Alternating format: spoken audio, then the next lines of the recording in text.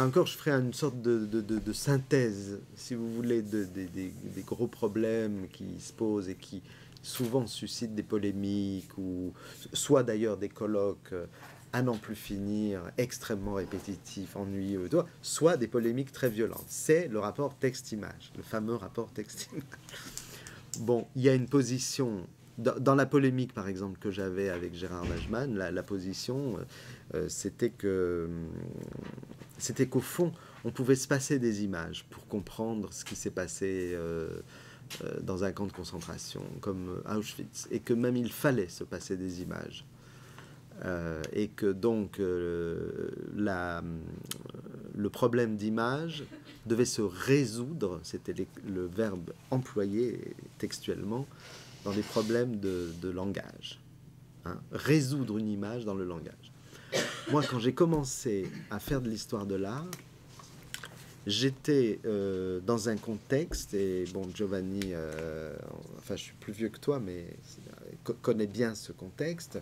J'étais dans un contexte où dominait, grosso modo, à la fois en histoire de l'art, ce qu'on appelle l'iconologie de Panofsky, la discipline iconologique, et par ailleurs le structuralisme et l'importance à ce moment-là de la discipline dite sémiologie, sémiotique, etc. À ce moment-là, enfin moi j'ai réagi en faisant une sorte de critique de la lisibilité des images. Pour moi, à ce moment-là, le mot lisible était un mot que je rejetais un peu, dans la mesure où je trouvais que très souvent, et notamment chez Panofsky, on réduisait l'image en fait à une espèce de discours. Donc on réduisait l'image au langage. L'exemple, par exemple, la fameuse allégorie de la prudence de Titien, qui est un magnifique tableau avec 3 visages d'hommes de 3 âges différents, avec trois têtes d'animaux. Bon, Panofsky a fait une magnifique analyse de ce tableau, mais moi j'avais écrit, en fait il ne fait pas l'analyse du tableau, il fait l'analyse d'une photographie en noir et blanc de ce tableau. Et il ne tient pas du tout compte du fond pictural, de tout ça. J'ai appris récemment qu'en effet, il n'a jamais vu ce tableau.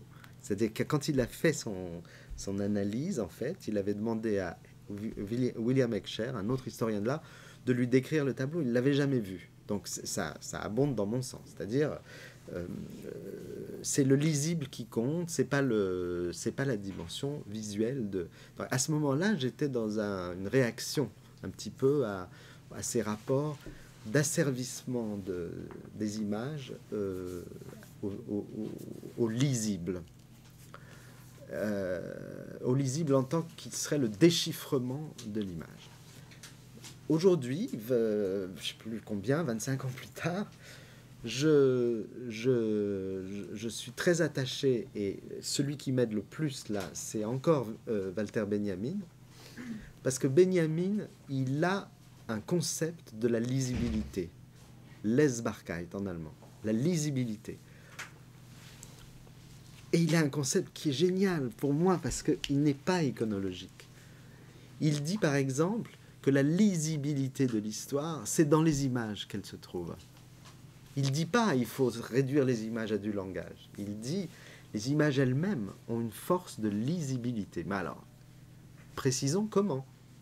Puisque les analphabètes de demain seront ceux qui ne savent pas lire les photos. Alors, qu'est-ce que c'est la lisibilité ? La lisibilité, c'est très... Comment je pourrais expliquer ça ? C'est pour ça d'ailleurs que si je vois vos travaux, on en a parlé à l'instant, je risque de rien dire. Ne vous en faites pas si je dis rien. C'est normal. Quand on voit une image, je pense que toujours la première... le premier effet d'une image, c'est d'interloquer. J'aime bien ce mot, être interloqué. C'est-à-dire loquer, c'est le langage. Hein. On ne peut plus être loquace. Moi, quand j'ai une émotion devant un tableau, je commence par... J'ai pas l'impression de savoir exactement ce que je regarde. Je regarde, mais je sais pas. Par exemple, je regarde pas ce que ça représente tout de suite. Et puis surtout, je sais pas quoi dire. Pendant longtemps.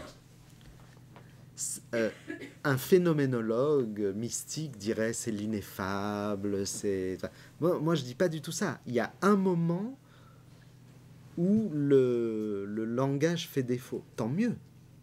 Parce que si on avait les mots tout prêts pour décrire toute image nouvelle, eh bien c'est ce que Benjamin appelle un stéréotype. Et c'est ce qui se passe dans la presse. Vous avez les mots tout prêts pour voir des images toutes prêtes. Il n'y a aucune surprise. Une image intéressante, c'est à un moment donné, quand le langage, vous l'avez comme ça, et que ce qui se passe, cette image ne deviendra lisible et même visible que si vous instaurez un nouveau rapport au langage, c'est-à-dire par exemple, si vous trouvez des nouveaux mots, des nouvelles façons d'articuler votre propre langage en face de cette image. C'est-à-dire, qu'est-ce que je pourrais prendre comme exemple? Jean Genet, je ne sais pas si vous n'avez pas lu les textes de Jean Genet sur Rembrandt ou sur Giacometti, lisez-les, c'est absolument magnifique. Alors Jean Genet regarde du Rembrandt, et il voit un autoportrait, et lui c'est un écrivain.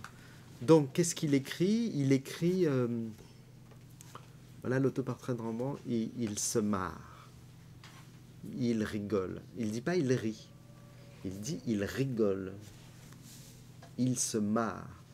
Et là, à un moment donné, dans son langage, on voit qu'il y a un rapport entre ce qui est représenté, un homme qui sourit. Pourquoi il dit il rigole? Parce qu'il y a des rigoles de peinture.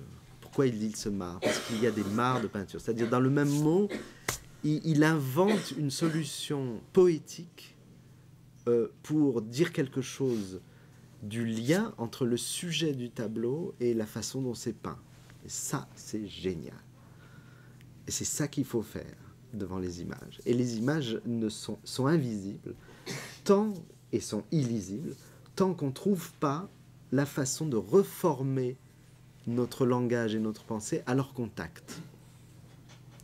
Ce que dit Benjamin dans le passage, j'y reviens, excusez-moi, il dit l'essentiel, c'est le rapport à la légende. Et quand il dit légende, il ne dit pas la légende comme ça, c'est le mot Beschreibung qui veut dire aussi la description. Alors, qu'est-ce qu'il a fait Brecht? Moi, j'irai au-delà de Benjamin. Benjamin a juste posé la question. Que fait Brecht? Il garde la légende du photographe ou de l'agence de presse et il en rajoute une autre qui n'a rien à voir avec la précédente et qui même, je dirais, met en danger la précédente, doute de la précédente. Alors là, je suis en ce moment sur une idée comme ça qui me titille, qui me travaille. C'est l'idée que une image n'est lisible que si elle a une double légende et non pas une légende. Une légende en général, ça réduit l'image. Mais il faut un deuxième régime de langage qui contredise le premier. C'est-à-dire qu'il faut, si je veux aller très très vite, grosso modo, quand vous êtes devant une image, il faut à la fois être historien, philologue, le plus précis possible, et si vous ne jouez pas sur les mots, si vous n'êtes pas poète, entre guillemets, enfin, vous voyez, ça ne marche pas non plus. Il faut les deux. Il faut les deux niveaux. Et je pense que, enfin, nous, dans notre métier, on écrit sur les images, mais ce qui veut dire qu'on écrit d'abord. Notre matière, c'est l'écriture. Donc, si on ne sait pas la manipuler, cette écriture, la transformer, inventer un langage nouveau, on ne voit rien. On voit avec notre langage.